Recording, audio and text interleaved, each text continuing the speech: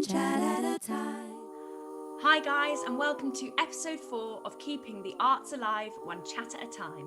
Today we have Trinity LABAN's very own queen of the stage, Zoe Rogers. So stay tuned for all the glitz and glam from a West End performer. And like and comment and please share if you enjoy what you see. Zoe, thank you so much for joining us today. We are so excited to have you. So we're going to crack straight on, aren't we, Izzy? Yeah, let's take it back to the beginning. And what made you go into performing arts and how old were you? So, oh goodness me, I actually don't know how old I was, but I come from, I don't want to say a stagey family, but I think I'd be lying. We are pretty stagey. My mum and dad, when they got married, they decided that they were going to take up a hobby together, and it had to be something that they'd never done before. Oh, so nice. They took up ballroom and Latin. So our kitchen, from what I can remember, like literally from day dot, was them just dancing around, and dreamy. you kind of left out if you didn't just give it a go. So that was the beginning of my sister Faith and I. Just kind of, just absolutely loving dancing, loving singing, the lot. Very interesting story. No, it's great. For people like us, I mean, we don't have, neither of us have stagey parents, so it is quite interesting for us to know. Well, do you know what? It's not normal. Definitely not normal. I don't know many families that are all into the same thing and share the same kind of hobby. It's lovely. It's been, it's a good thing and a bad thing, because I feel like mum used to come and watch me, like in my little, you do like show and tell for your parents in dancing, right? Yeah. And she'd come and she'd be the only one there with a notepad and like, whereas all the other mums just like, darling, you're amazing, so good, get her on stage right now. Is she good enough for Royal Ballet? I'm sure. Do you know what I mean? So did you go to a stage school or something like that? I used to do a lot of dancing growing up. You wouldn't believe it. I should be a lot better than I am. Oh, stop it. Better than me. Genuinely should be. But yeah, I used to do a lot of dancing growing up. I came to singing quite late. I wish I'd started that earlier. And then I joined an amateur dramatic society kind of situation where I made all my friends. It was amazing. Talking of friends, we just wanted to touch on, obviously we met at Trinity LABAN. Yeah. How did you find the musical theatre course there for you? I feel like I really made the most out of it. Yeah. And I mean, there wasn't a day that you wouldn't find me in a practice room really trying to just like, I don't know, get every ounce out of the course. Because it was one of those that you were left to your devices a fair bit. And if you weren't one of those, I don't think you would have got enough out of it.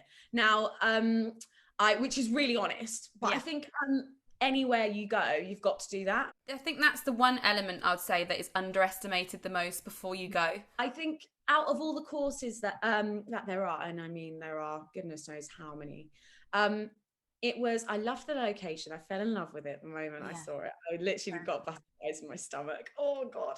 I met the most incredible people, because you've just got people from so many different courses, which often you won't get in a lot of these places.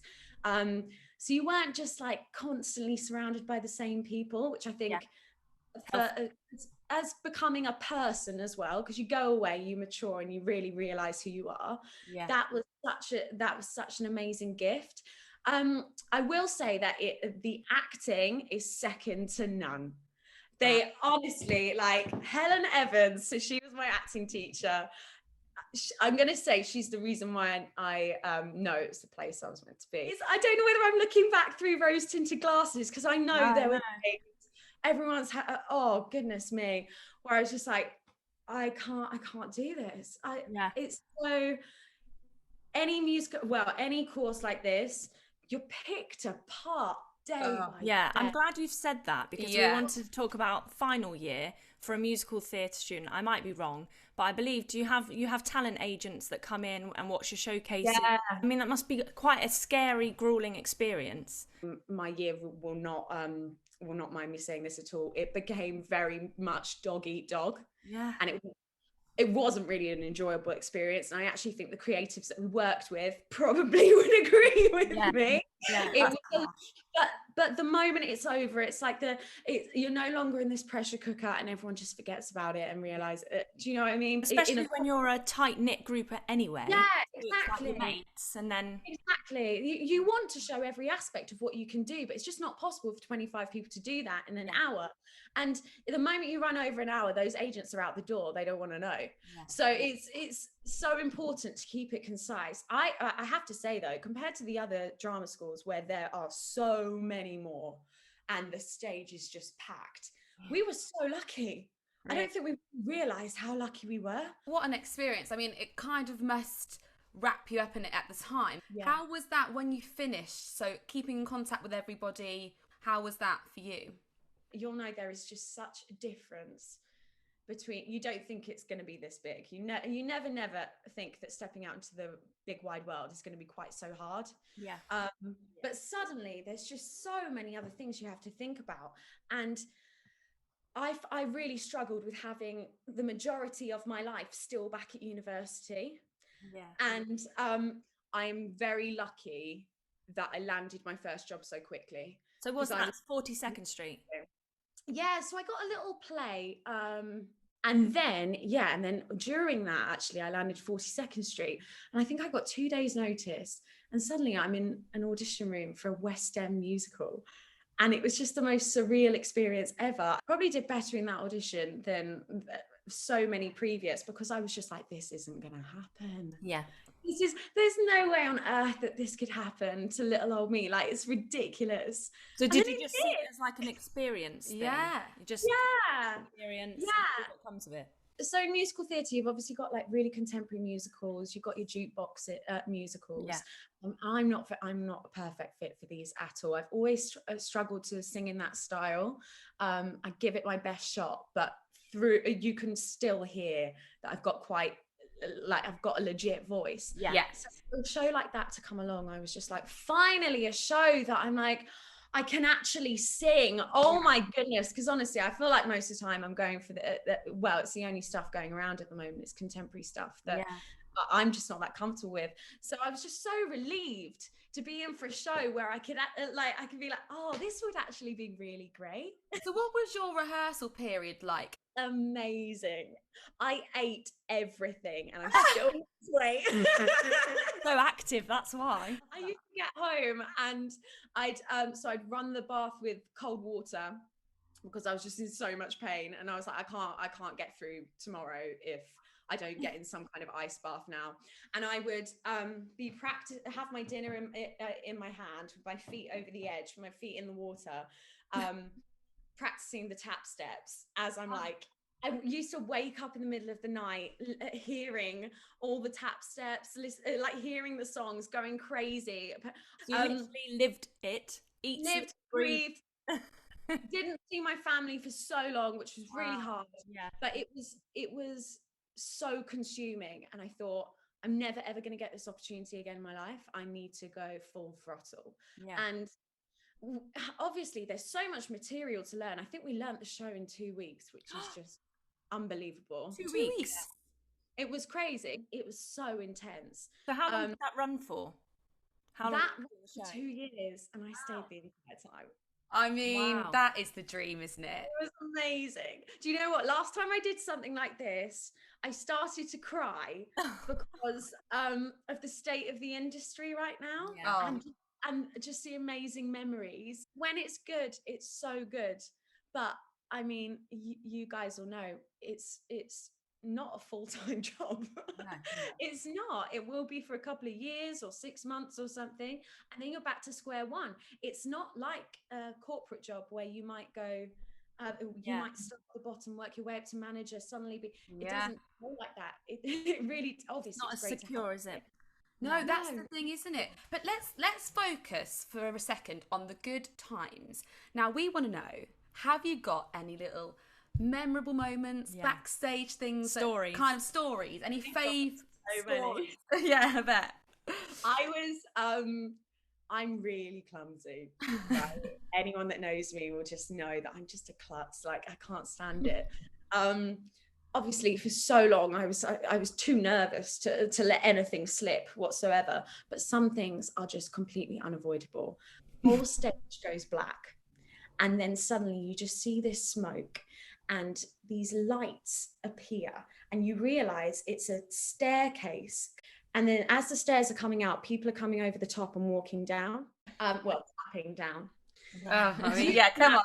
No, there's no railings. There's nothing. Like it's if you fell, you would break something very, very badly, if not worse. Like so I'm on the edge.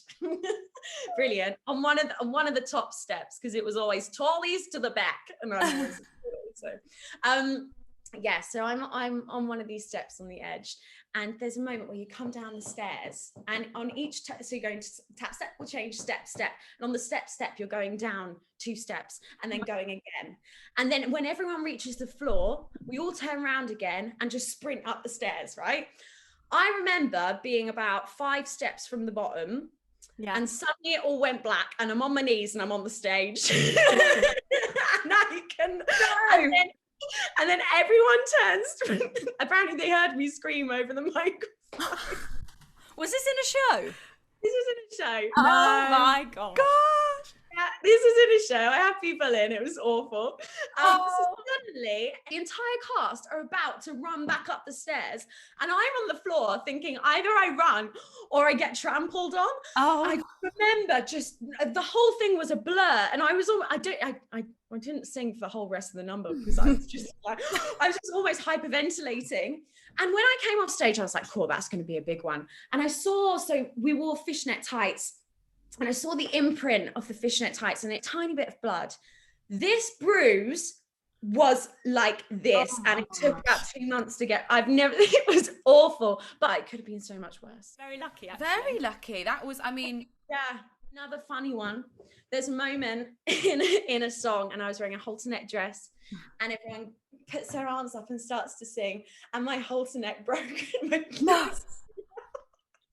Is that in a show as well? Oh my gosh.